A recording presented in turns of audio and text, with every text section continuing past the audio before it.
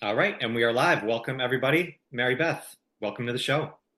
Thank you. I'm excited to be here. Thanks for having me. Yeah, I'm grateful that you took some time to do this. I appreciate it. So, my question for you, I was curious about this. If you're like at a new party, you don't know a lot of people, and they're like, "Oh, what do you do? What do you tell them?" I tell them I'm a life coach. I leave off the spiritual part because I'm actually a spiritual life coach and I teach law of attraction, but people get kind of weirded out sometimes. So I just, at first, until I know them, I'm like, I'm a life coach. And a lot of people don't even know what that is, believe it or not. I It's was going still to say, kind of, what's the normal response to that? A lot. so I think I get a lot of wows and what's that? And what exactly, they want to know exactly what I do throughout the day. Yeah. So it is the world of, I mean, spiritual life coach, just coaching in general, right? It's like a lot of people have preconceived notions on it, but from seeing all the work that you've done, not just in your practice now in your coaching, but the journey that you've gotten to get to this part, I was really curious to hear about it. So to kick this off, transformational life coach, spiritual life coach, obviously you didn't just one day wake up and do this.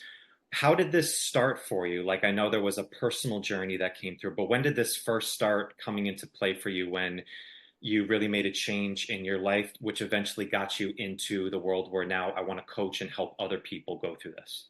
Yeah, that's a good question. And actually, it was a lifelong journey. And it unfolded, like in retrospect, I can see how perfectly everything unfolded for me. But while you're going through things, it doesn't feel perfect.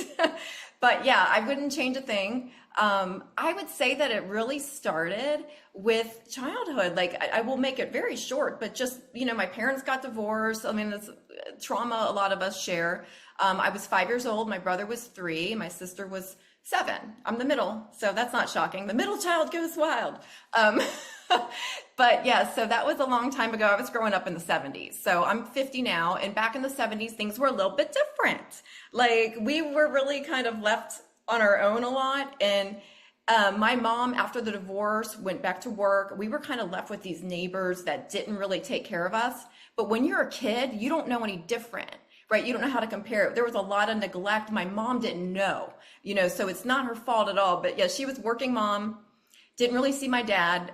So there was all that little trauma going on. I just was left with a lot of anxiety. And so that anxiety, that generalized anxiety kind of, made me an anxious person. And I found alcohol at a very, very young age. It's embarrassing. So like 11. My friend and I were on vacation. We went to Longboat Key, Florida. Her parents were lenient and left out like alcohol on the counter. And we were bad kids. I'm not gonna lie. Like I was a brat, she was a brat. We're just like, let's try it. And so we drank, and I was like, at 11 years old, this is the answer. This is what I've been looking for, because that anxiety that I always felt was instantly gone. I didn't have, I was totally uninhibited. Social, I talked to anybody, so it was a really interesting night, a fun night for me. That's a red flag, by the way. If you ever heard of Dr. Andrew Huberman? Oh yeah. Yeah, so he does an excellent, anyone who, it's long, I feel like it's over 3 hours, but he does an excellent podcast episode on alcohol and its effects on your life, your brain, all the things, and very informative. I listened to the whole thing. Really, really good. This episode is brought to you by Palooza. Palooza is a new zero-drop minimalist shoe with a distinctive 5-toe design. Palooza's give you the most authentic barefoot style experience, but with sufficient cushioning to use for all manner of everyday movement, fitness, and athletics. I've been using these new shoes in both strength training and my daily walks, and I have to tell you, they are by far the best minimalist shoe that I've come across.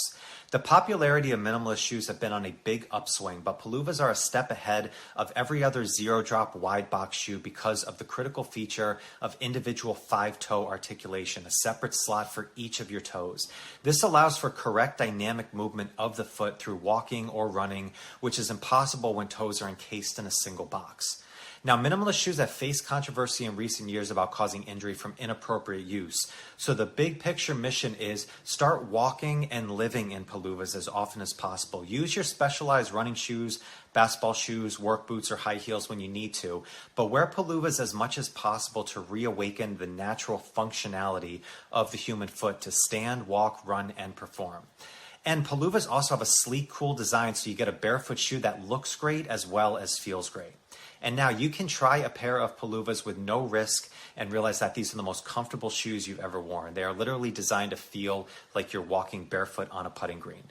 So you can go visit paluva.com and use a code SC15 for a 15% discount off your first pair. That's SC15 at checkout. Thank you very much. Let's get to the show. But yeah, that is a red flag when you like love it that much initially. And then I was always the one to stay up the latest. And by the way, I didn't start like drinking regularly at 11, but that was like the first, I wasn't like suddenly a drinker, but that was my first experience. What did you drink? What was the drink? God, whatever they had out. I don't even like, they just had all these different types of liquor on the counter, and we just were mixing stuff, which is probably the worst thing you could do, right? We know that. Because the early days, I mean, 11 or 16 or whatever you do, it's like you're mixing some weird shit at that time. It's like, and I wasn't feeling good the next day. So I understood like that doesn't work out great. And, but it was, to me, still worth the trade-off. You know, that is what it is. It's like, it's a personal decision for everyone. I've been alcohol free for 5 years. And like I said, I'm 50. So I only quit at 45. And I didn't have a rock bottom. I think that's like my main message I want to get out there. I was fully functional, running 2 businesses. I wasn't drinking alcohol out of a brown paper bag under a bridge somewhere. It wasn't like that. It was that I do have a growth mindset. As a coach, I decided, you know what? I'm going to add on another niche. I'm going to do addiction recovery to help those people, those other people with addiction. You know, I drank my whole life. I knew it was messing me up. I knew it was messing up my days, but I felt like I compared myself to other people. And I wasn't it's so normalized. Yeah.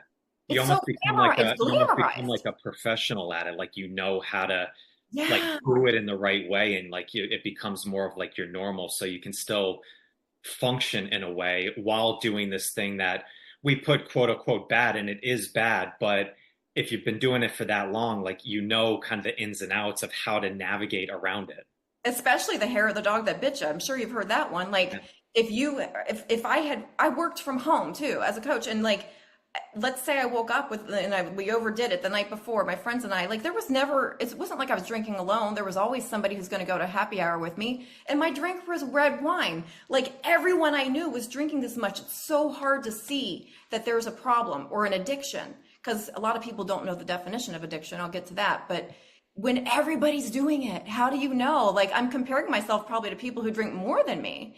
And at the end of the day, I'm a law of attraction teacher, and I knew that it's so important to feel your best. You know, like I said, I've got that already. And the more I learned about alcohol, when I got that niche, that add-on for addiction recovery, and then I read a book called Alcohol Explained by William Porter, really great book.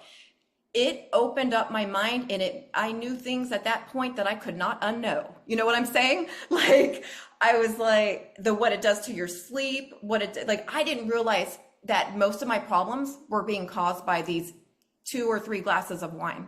I had no idea. Like, I wasn't sleeping well. I'll get into the little bit of a science part of it for you. Sure. And I got it from that book.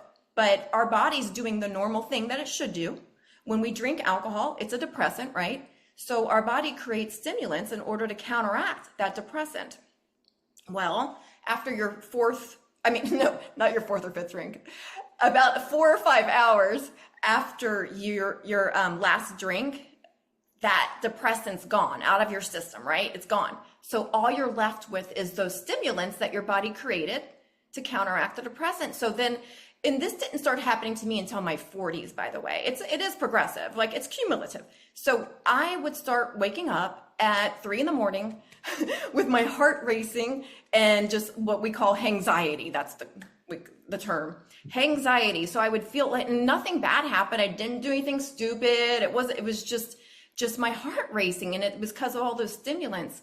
And what I learned from that book is that moderation actually stops working. So even if I only had 1 glass, your body prepares the amount of stimulants for your usual. So like, let's say on the weekend, I had a whole bottle, right? Well, even though I only had one glass, I still have all these stimulants as if I was going to have a bottle because it creates them during your first drink, not even knowing what you're going to have. Isn't that crazy?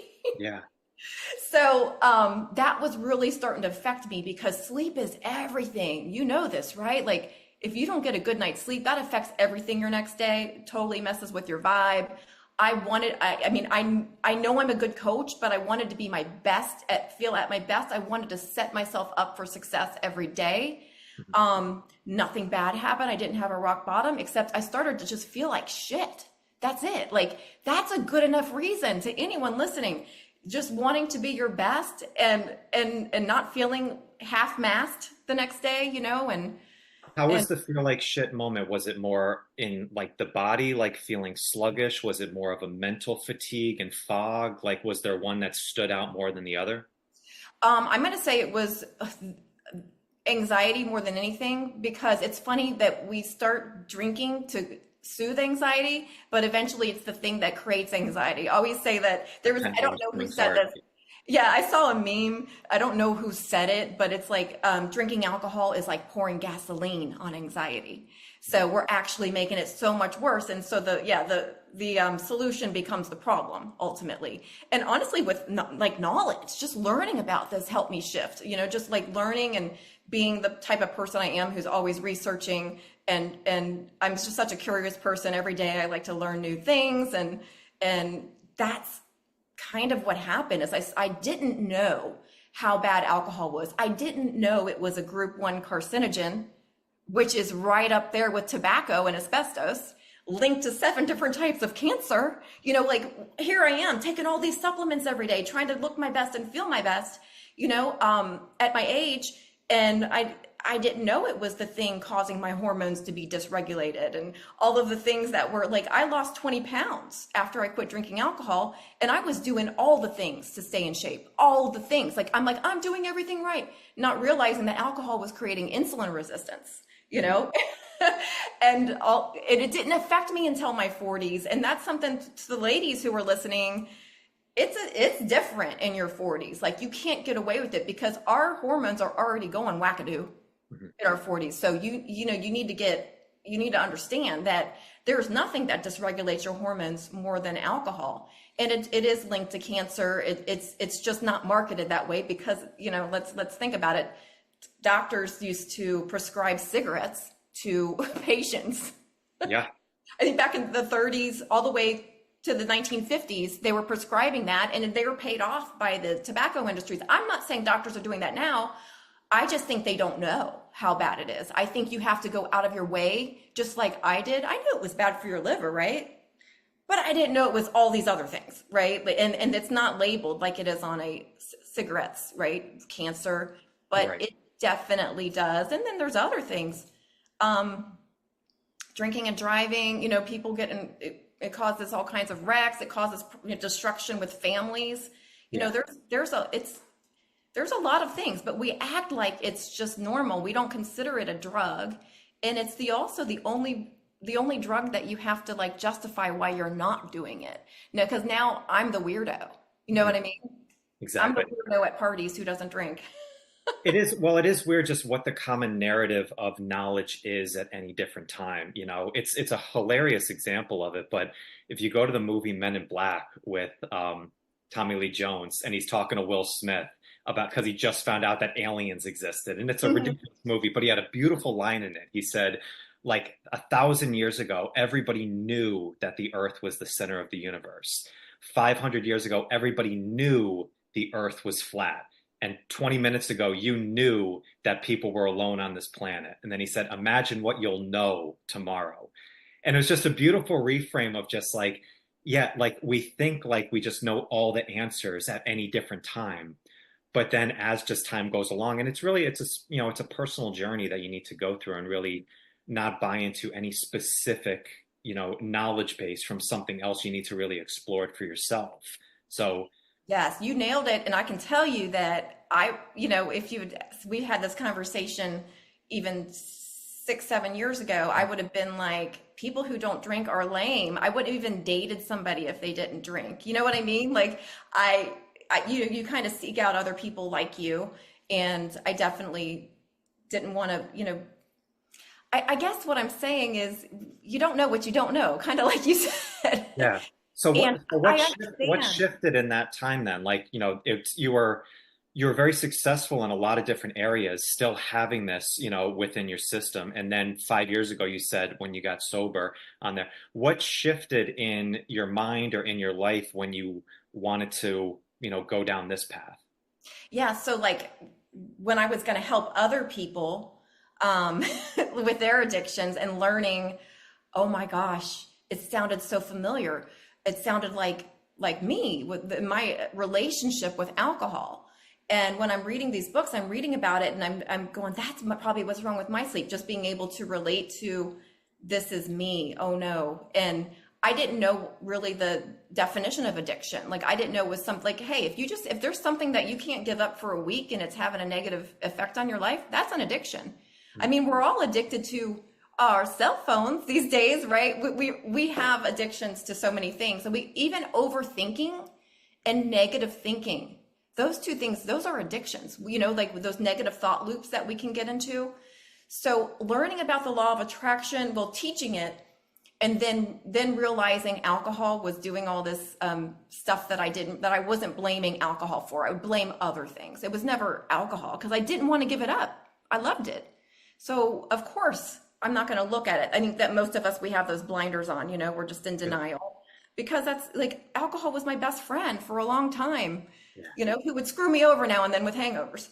But, but Did I you think, know it back then? Did you like kind of now hindsight back be like, no, yeah, this was a problem that I was rationalizing because I'm really successful in this, or like yeah. it's my comfort, it's my best friend. But then looking back, no, like I was kind of BSing myself, Yeah, or I had so many bad mornings and like I want to say I ruined so many days of my weekend, especially because like it'd be a beautiful day and I would feel awful because I'd be out with my friends the night before and I overdid it and I'm just like gosh, all that time I wasted. So yeah, I questioned myself a lot, but just like you said, I would always rationalize it and I'd always look around and compare myself to people who drank more than me. I yeah. think that's what we do. Like, well, yeah, but so and Well, look so. at that freaking guy over there. Yeah, I'm Yeah, not. like I'm nothing. I'm great. I've got my shit together. But it was denial. I mean, that's the first stage, right?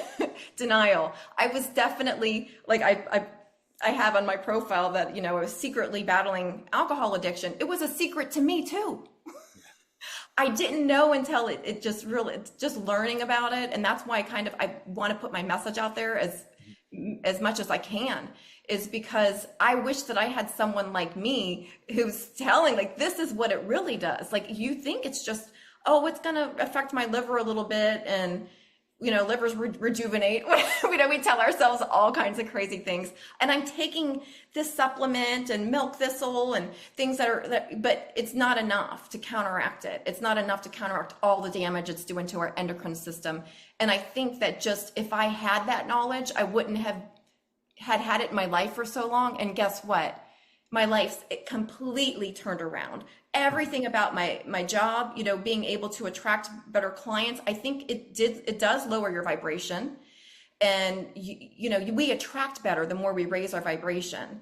And that's a law of attraction thing. Like we attract what we focus on mainly and what we give our attention to.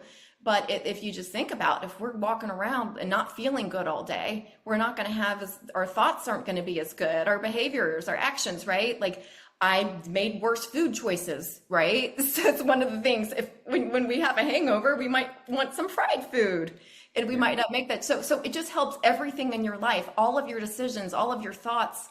The anxiety went away. Like I felt really, really good when I quit drinking to where I didn't even know I could feel that good. And I think that most of us don't give ourselves enough time. Like, I don't even think 30 days is enough. People do these 30-day things. I think it's like 3 months before you really know, like, whoa, I didn't, and most people don't take 3 months off from drinking. That's really when my brain fog lifted. Yeah. And like I said, I wasn't this heavy drinker. I was a regular drinker though. Yeah. Regular. It's interesting, because I won't say an outlier, but it is an interesting journey that you had where you said, like, I didn't hit rock bottom. Like things were going okay, but I still made this change. And I bring it up, Mary Beth, because I see so many people. It's this comfortably numb phase. If one of the best books I've read over the last year is The Big Leap by Gay Hendricks, and if you ever read it before, Oh, he talks about the different zones that we have in life. Where first, it's the unconscious incompetence, and then conscious incompetence, and it's like those four stages till eventually get to unconscious competence. It's like that level of mastery. But he talks about we get to this third zone, which is like kind of the zone of good, where things are okay. They're fine, but you're not really in that zone of greatness that he calls it, where you're really doing exactly how you want to live and what you want to do. But most of us, specifically in middle class, kind of in that zone of like things aren't great, but they're not that bad. It's like, well, and you start rationalizing. And people do this in their physical health. Like, well, I'm not, I do want to lose some weight, but I'm okay. Like, look at that guy. Like, I'm not like that. Or I really want, but it's really not what they want. But it's so hard to get out of that zone of being okay, where sometimes some people, they do hit rock bottom, and those are the stories that you hear about a lot, like the absolutely worst story, and there's nowhere you can go except up and make a change. But so many people, I think, are in that middle zone of like not hitting rock bottom and just in that zone of good enough. rationalizing it, and I'm just good enough. And that's it's a hard thing to wrap your head around, and it's a hard place to be in, of just that, I'm doing fine, I'm doing good enough. And I think so many people are just in that zone. So to hear that you came out of that zone, I think is a really inspiring thing. I think my personality helps because, and like I said, I do have that growth mindset, and I'm a life coach, and I've needed to feel in integrity in order to be a coach. Like, as soon as I realized how much alcohol was the thing bringing me down, I could no longer feel good about. I didn't have inner peace with it anymore. I didn't immediately quit, but I was like, ooh, I stopped enjoying it as much once like all of the things that it's doing. And I think with my personality, I'm an extremist. I'm very all in or all out. It's also was like most of my life I've had like eating disorders and things like that. I'm the bingey type person. Like I wasn't, some people have like a dial where they can moderate up and down. And I was never really great at moderation. Like if something's good, like I didn't want just one cookie, I want the whole sleeve of cookies, And so I'm more like on and off switch than a dial. So I'm all in or I'm all out. So abstinence is actually very easy for me. There's a saying where it's like, is that abstinence is easier than perfect moderation. And I'm going to have to say that's true for me. And I think there's the latest stats I've heard. It's very black and white. It's not gray. It's very like, do this or do that. You shut the window to anything else. Like you just don't allow it in your life anymore. For instance, I don't say I'm an alcoholic. I never would say that, because that goes against my personal belief system. Anytime we say I am, fill in the blank, you want it to be something positive. We are in creation mode. So we want to actually shift our energy.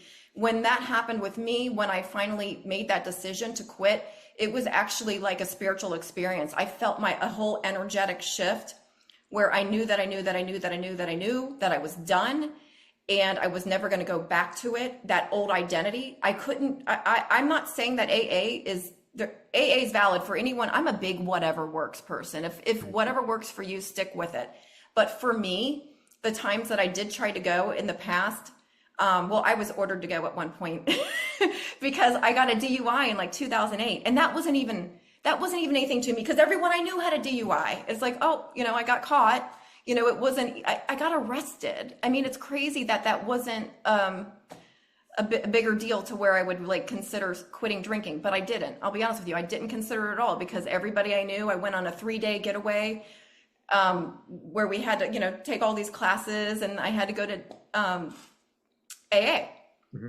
I found AA rather depressing, and it made me want to drink. So for me, it keeps you in an old vibration. It keeps you in telling that same story over and over. And for me, what I teach is spiritual recovery. So like we actually do change our identity, and we're no longer that person. So I don't say I am an alcoholic. I am someone who used to have an unhealthy relationship with alcohol, but I no longer do. You know what you see the difference there? Like I don't Powerful reframe. like Yeah. yeah, I'm not that person. I'm not going to meetings talking about it. I talk about it on podcasts. Mhm. That's really it. It's not part of my life unless I'm helping somebody with, in a session or something. We'll talk about it, but it's just so much not part of my identity anymore. So it doesn't even affect me. I don't get tempted at all to Mhm. drink. When I get to social gatherings, that's practice, by the way. Like Sure. it is awkward at first, when you start going out without drinking. If you're someone who usually always grabs a drink, like I was, as soon as you walk in the door of a social gathering, I was always like, okay, where's the alcohol? Where's the drinks? Where's the bar? Yeah. So it's different, but it's about 20 minutes for me personally. Like I have this little warm up time, and then Yeah. I'm cool. Kind of like a kid needs a warm up time, right? When they Well, it's like, I mean, it's like going into a workout. It's like, you need to warm up the warm up's like the hardest part oftentimes of training. It's like because your body's cold. It's like it doesn't know what it's doing. Once you get into it and you start lubing things up, then it's like, okay, I know what this is, and it starts to feel good. But it's interesting of like I'm more of an introverted person than an extrovert. Like I always said, like me and my sister are two opposites. Like if we go to a party and we don't know anybody, I'll find like that one or two people that I can like jive with the whole night and probably have more of a deeper conversation. My too. sister will meet everybody in the room, like, and she'll know every single person in there. It's like it's a very different dynamic. But at that time, yeah, grabbing a quick drink or like just something to just ease yourself into it, it's a very easy thing to do. But you said it's usually like 15, 20 minutes. Like just let that just simmer down, maybe sit in that uncomfortableness for a little bit, and then you'll probably be fine afterwards. And then what helps me is you just start really paying attention to people. And as they're drinking and they start slurring, and then you're like, oh, yes, I'm so glad I'm not like that. And then as the night goes on, you're just more and more thankful that you're not drinking. And by the way, they're drunk. They don't even notice you're not drinking. They have no clue. You can carry around whatever you want. No one's going to question you. Stick a lime in it. It looks like you're having a vodka drink. Yeah. Have some water with the lime. And people really, they do, even if they knew you weren't drinking initially, they'll forget. And it's once they start drinking. And I mean, I really do feel like watching people as they drink is so eye-opening, and I never had did that before because I was always one of the drinkers. Sure. Yeah, no doubt. Well, you said that you were always a spiritual seeker. This was always something that was like an interest to you. What do you mean by that? What do you mean by seeking out spirituality? Because I always think it's an interesting way to hear people's definitions. Yeah, I feel like honestly, I was born just knowing, like for instance, I could always feel people's energy, and as an adult, we know that's called being an empath. I didn't know what it was as a kid, though. Of course, I just knew, I knew things about people that I shouldn't know, even as a child. I could feel their feelings and know things. So that's called claircognizance, and then clairsentience is clear feeling. So it's just all of energy. And law of attraction, that's some people think it's woo woo. For me, it's science. Like everything's energy. It's quantum physics, really. So we attracts like, for instance, and I feel like that was a big thing. Like I used to always that was the first thing. I kind of always was able to see things too. So some spirit stuff when I was little, and it would freak me out, and it was definitely contribute to some anxiety, as you can imagine. And yeah, that's really woo woo, but I never had the luxury of doubting it. So just because of my personal experiences, it always made me more and more curious. I want to look this up, like what's happening. And then like attracts like, I'd always have a best friend who was like a medium. Like that's my whole life. It's still this way. No matter where I move and what I'm doing, they find me. It's very interesting. So I lived in a haunted house for a while, a very active one. Didn't quite make it a year before I had to move. My son was 5. It was affecting him negatively, and the animals, a dog and a cat, negatively, and me. And it was crazy, a crazy experience. So like, I just know this stuff is real, and I understand when somebody thinks, oh, she's crazy. That sounds crazy. Well, they haven't had a personal experience, so of course it's crazy. It's crazy if you haven't, but I've lived this way my whole life, and it's so hard for me to not just talk about it like it's normal, and I forget. People start looking at you like you're wackadoo. But Well, it is normal. That the term spiritual, I think, is always interesting. And, Russell Brand said this on a podcast that I loved. He said, the definition of spiritual is not material. And the problem is everything that we have in life, we materialize or we can quantify, we can measure. But like the spiritual aspect of things, when we talk about that, it's such a big word because it's not something that you can put down and, go from 0 to 1 or like kind of see that different marks. There's a different type of energy to it. I've had enough experiences in my life that, I understand it and I, vibe with that. If I guess that's the best word that I can say from Yeah. there. But when people come to you in your coaching practice and, are seeking out guidance and help, are they like looking for the spiritual side? Is that something that Yeah. you are introducing as you get along? Like, how does that process usually go for you? I get a couple that aren't into it too much, and I'm like, why did you hire me? Because it's all over my website. Spiritual, law of attraction, energy, and I can help them too. It's just that I have to change my words. Instead of law of attraction, we could use momentum and mindset and subconscious mind and patterns of thought and things like that. I just have to be careful of what I say, because it does freak some people out for some reason. I think a lot of people mistakenly think like, oh, it's not Christian or something. Like, I identify as Christian. I think Jesus was teaching the law of attraction. It just wasn't called the law of attraction. He was showing us all of this stuff, and he said, anything I can do, you can do and more. And I'm more of a Jesus teachings more than a Bible person, if that makes sense. But I do go by Jesus teachings because I just think, I just know a lot of things were removed from the Bible and mistranslated, and then people get, Oh, there's a lot of sure. Yeah. fear-based stuff. So, but I mean, Jesus was like compassion, forgiveness, kindness, love one another, do not judge. Yeah, I'm down with that. I'm down with all that, the Christ consciousness, right? So, and well, it's funny too because meditate. you said like Jesus taught law of attraction in there. It's like Luke 11:9 is seek and ye shall find, knock and the door will be open. That is the law of attraction. Ask and you what shall receive. Yeah, there's so many. If you Google law of attraction examples in the Bible, you'll find a lot. And I actually have a really good book that I can't remember the name. Oh, it's called Jesus Taught It Too. Jesus Taught It Too. I have this book. I got it on Amazon. And it gives he breaks down every example in the Bible where Jesus was teaching law of attraction. Like, and actually, it's very interesting. But just to go back a minute on, do you want to hear the cool I almost said near-death experience. I didn't have a near-death experience, but it was a spiritually transformative experience that I had when I was 18. Did you want to? Mm-hmm. Yeah, so because that ties in with the alcohol thing in this way. So I was completely sober at this time.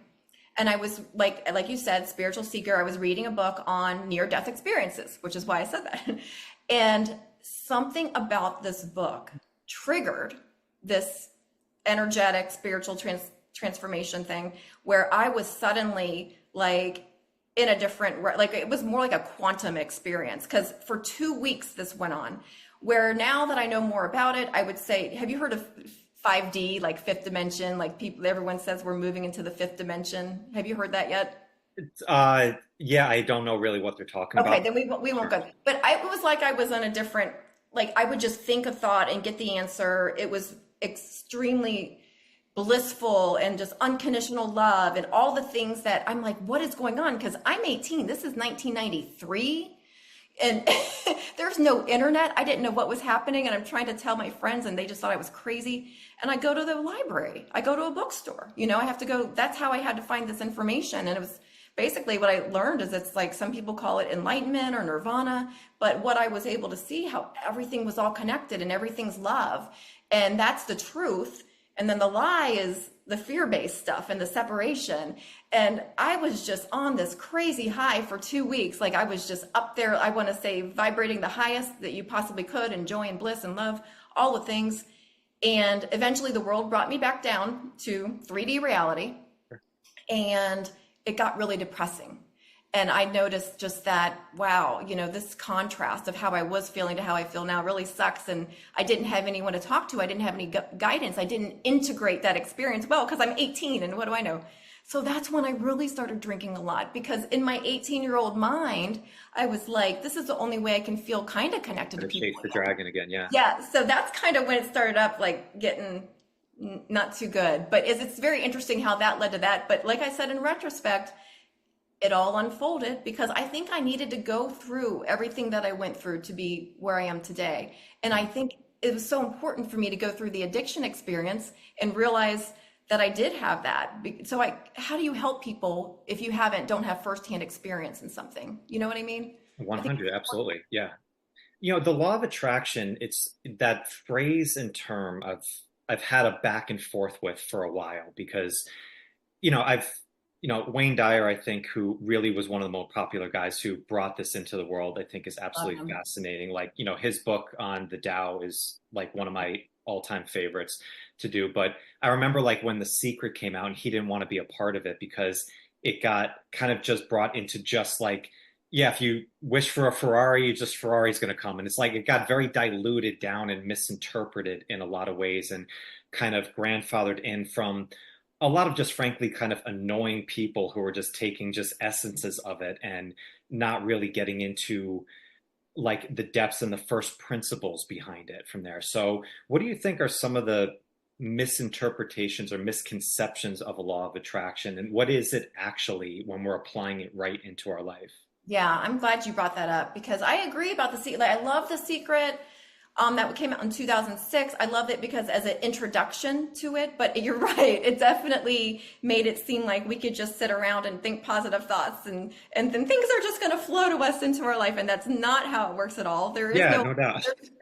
There's no law of attraction without action. Okay. Like, everything requires action and the universe loves action. And they don't emphasize that at all in the documentary or the book.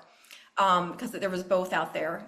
It's interestingly enough, they do have a follow-up called The Meta Secret, and it's free on YouTube, and they get more into it. Like, I feel like some of them felt bad about it, so they did a follow-up because they realized, like, hey, we really didn't sell this properly. And they made it a lot about material things instead of everything else. But yeah, you can't sit home on a meditation cushion all day and just have things flow to you. It is going to take that quiet time. I highly recommend at least 15 minutes every day to meditate. And my definition of meditation is focusing on one thing.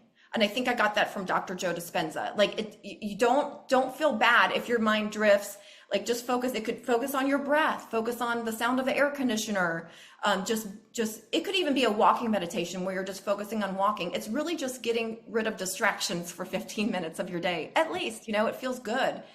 And then you'll start to be able to attract like inspirational thoughts, because once we can all tune into this stuff. We're all psychic, but we just have so much going on that we don't tune in and we don't allow us to, it's called receiving mode. We're not receiving anything.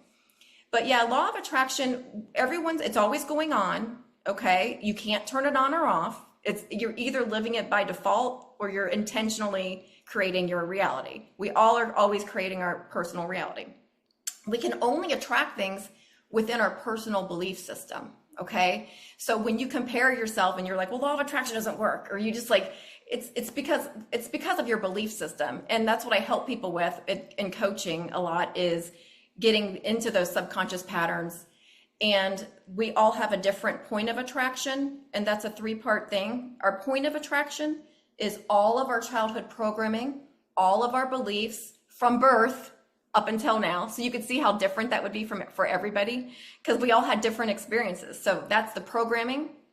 The second part is going to be our momentum on a certain subject. So you might have a great momentum with health and fitness, but you had some shitty relationships in the back in your history, and you're just like kind of bitter and jaded, and you have a bad momentum when it comes to relationships. And then you could have a great momentum when it comes to attracting money. Or in any combination of that. But we have a different momentum on different subjects. So we've got our programming, our momentum on a subject, and part 3 is going to be how do you feel right now. So it does matter how you're currently vibing, right? So you could see with all of those and all of our different experiences, and we're so individual, we're all going to have a different point of attraction. So it gets really complicated. And that's why I never want anyone to compare themselves. And then try to, when you first start out with manifestation techniques, you got to do something realistic that you actually believe. Don't be like, I'm going to lose 20 pounds by the end of this week or something, and again, sometimes sometimes a manifestation comes in the form of a person, or it's not like magic or woo woo. Like sometimes like I will sit there, I'll be like, I'll intentionally like, okay, this is what I'm going to manifest, write it down, do all my little tricks and techniques. And then someone will come to me with the idea. So I manifested that person to give me an inspired thought, or, does that make sense? Oh yeah. Mm-hmm. And so it comes in so many different forms. It could even be something that you see on TV, like, and just, we forget to pay attention sometimes too. Like we ask for something and then we don't look for the signs after we ask. The signs always come, we just got to pay attention. It's a weird thing because, I think when you're really applying this type of work, you're leaning into optimism. And optimism is often viewed as naivety, where cynicism is looked at a lot more. Like, if you have somebody who disagrees with you or is more cynical, Mm-hmm. naturally the human brain will think that that person is smarter than the other person. It's actually like a biological thing. So it's weird because the brain will fight for what it knows, not for growth. So that's why I think with the law of attraction and even just, keeping it in a term on there, what it is it's really just, as you said, kind of saying, what do I want? And then just thinking about that and we see these in examples all the time, right? It is more complicated than that though, but like, I'm glad you just brought up, because that leads me to toxic positivity, Sure. where I'm not a good vibes only person. I actually think it's extremely important to feel our feelings, and our feelings are indicators. And getting triggered is important. Like embrace it when you're triggered. That's showing you, oh, I need some work in this area. I need a little bit of healing, right? So like I get triggered still. Social media, nothing triggers me more than social media. Let me tell you. But but toxic positivity is when you're just that naive person who's like, everything's great, everything's perfect, and good vibes only, la la la la la. I don't want your negative. Like, I couldn't be a coach if I was a good vibes only person. Like I literally am helping people do some shadow work here, and I did my own shadow work. There is no spiritual awakening without the work, without doing that, having that healing journey, we'll call it. So, but yeah, that's actually what I call toxic positivity, and I didn't coin that term; it's a thing. Toxic positivity is also called spiritual bypassing, where we're not actually taking the time to feel our feelings and looking at, okay, well, why do I feel this way? Why did I get triggered? What's beneath all that? And analyzing it and observing our thoughts. We're not our thoughts. We're not our feelings. We're actually the witness and observer of our thoughts and feelings. So it's really important to remember that, and don't judge. Don't judge yourself.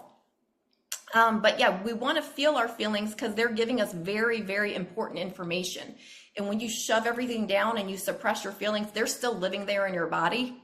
And that is why you have grown-ass adults, in a relationship who, if they get in a fight, if somebody gets triggered, they sound like they're toddlers fighting, because they go back to all this unhealed versions of themselves, and nobody can hear anybody. You're just not listening, and that's what happens when you haven't done the work, and you're not really yourself. Your logical brain shuts down for real. So, and then bringing up the judgment thing, I wanted to say this because I know we're running out of time, but something really important that I could not put two and two together with law of attraction. I was so confused. I was like, this is making me question law of attraction, because for a long time, I just kept attracting narcissists and cheaters and liars into my life as relationship types. And I was like, why? Because if law of attraction means you attract what you are, why in the hell? I know I'm not a liar and cheater, and I'm not a narcissist. Why? So I started to question myself. I started to question the law. And it turns out that there's an expansion on law of attraction that I've learned about from Greg Braden. And it's called the 7 mirrors. I'm only going to give you one for the sake of time, but this is the most important one to me because it was the most subtle one that I couldn't figure out, which is we don't only attract what we are, but we attract what we judge.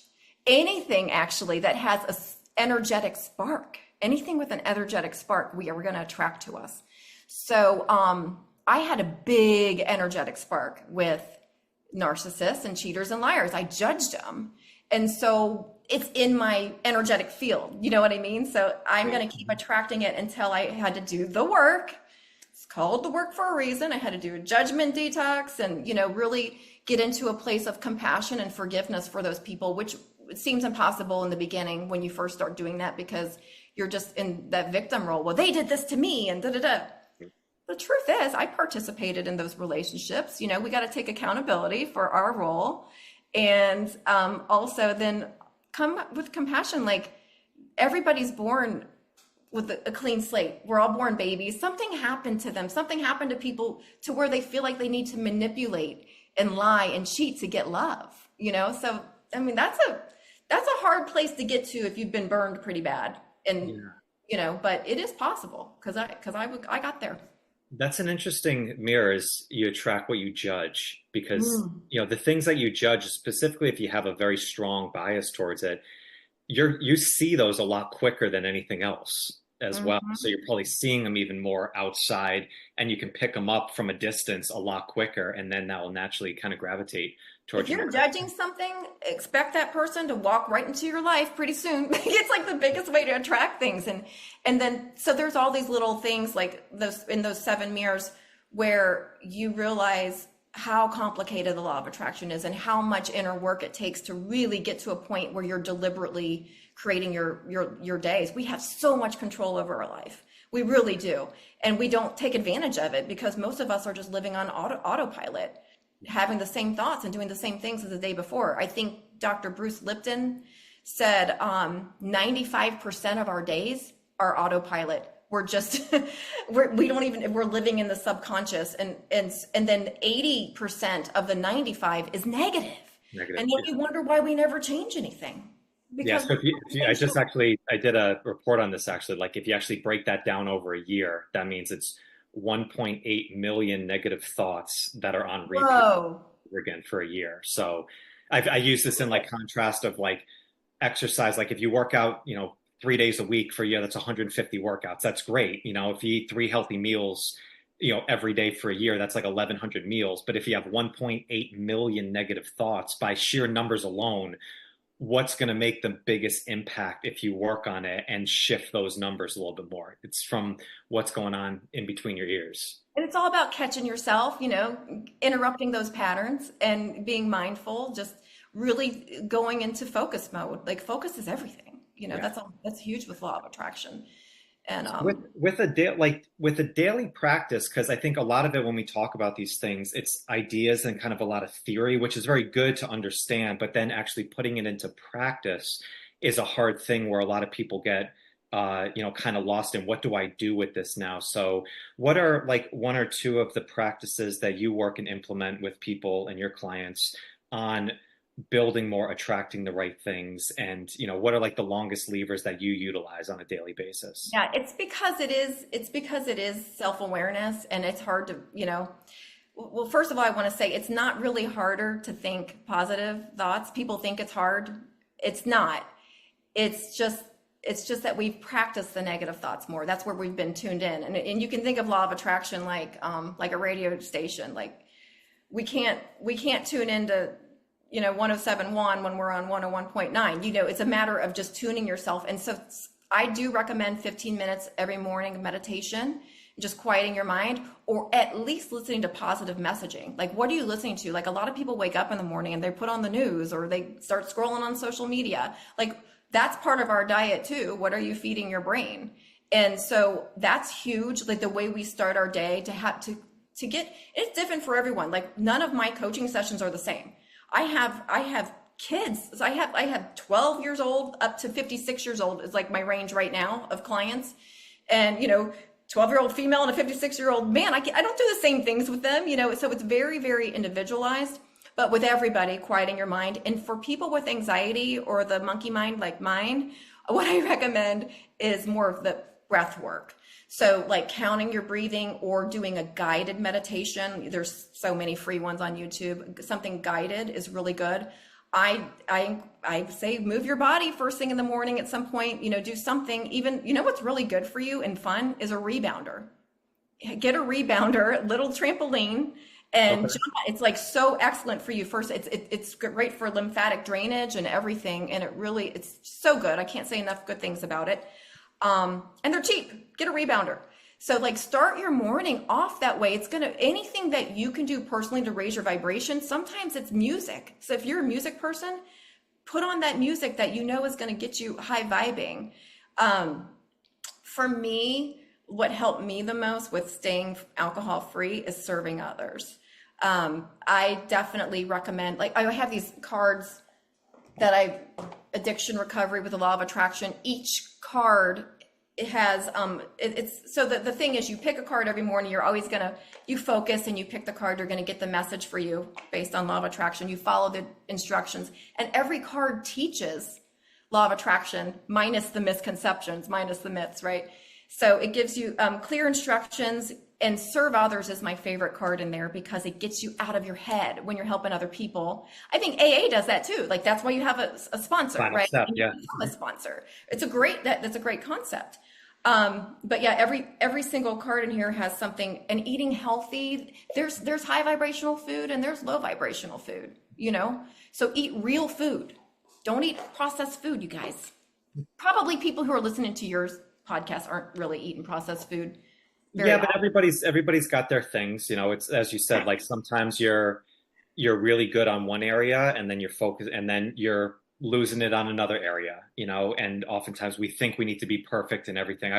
I always said I don't like the term balance. I like the word harmony. It's like sometimes some things are gonna be a little bit higher than others. Like you need to focus on spotlight some things and let the other things be in aggressive maintenance mode, as we talk about a lot in my community.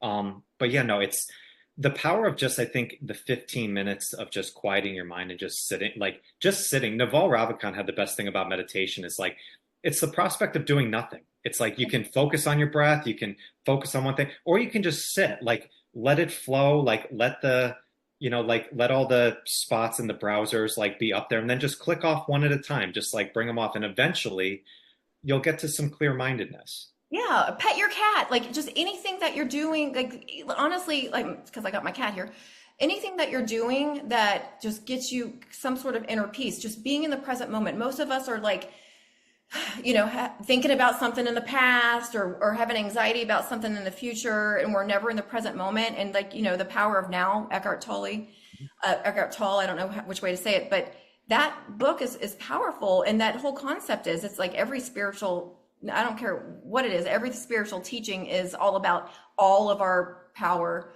is in the moment. And we spend so much time in the past and the future, but everything's in the present.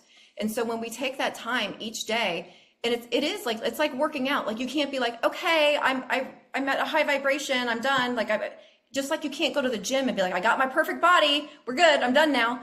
It's maintenance. It's every single day. This is daily stuff. But the good news is it gets easy. You know, it doesn't stay difficult. It's just weird in the beginning because you're used to practicing the shitty thoughts and the old vibration, right? We're actually it's gonna become second nature. You know, make life a game. That's something that I really love. Like just wake up in the morning and be like, what could I get away with today? You know, make things fun. We all need to lighten up. Do you know what I mean? 100. Mm-hmm. Yeah, I think we were too serious. And I'm gonna tell you what, when I quit drinking coffee, and that's like another thing, like that's a huge addiction. Nobody talks about it. I didn't know like what it was doing to my nervous system. I already have plenty of energy. This chick didn't need coffee, right? But I drank coffee since I was 10 years old. And I kept hearing I have a lot of friends who are psychics. You need to quit drinking coffee. You need to quit. I'm like, no, I love coffee. I know. It's a hard one to get around. You could talk about everything else. I miss it. Taking away people's coffee, and they will shun you to the world. So. I feel so much resistance coming at me right now. Their future resistance. I feel it. But it's the hardest thing, and I do miss it more than alcohol, to be honest with you. But I feel so much better, and I'm able to meditate and quiet my mind so much more. I didn't know how much it was affecting my nervous system, and that's just a seed I'm planting for future. But caffeine is a plant toxin. But anyways, I won't go there. But like, I'm a joy kill for everybody. No doubt. But it is. It's plant. I wish somebody. I didn't know all these things. As soon as I learned like about caffeine and alcohol and what it's really doing to our system, I'm like, wow.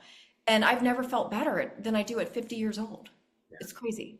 So it really, like, I look younger today than I did 5 years ago. and that's what I told myself though, because I'm a big mind body connection person. I'm like, if I quit drinking alcohol, I'm going to start aging in reverse.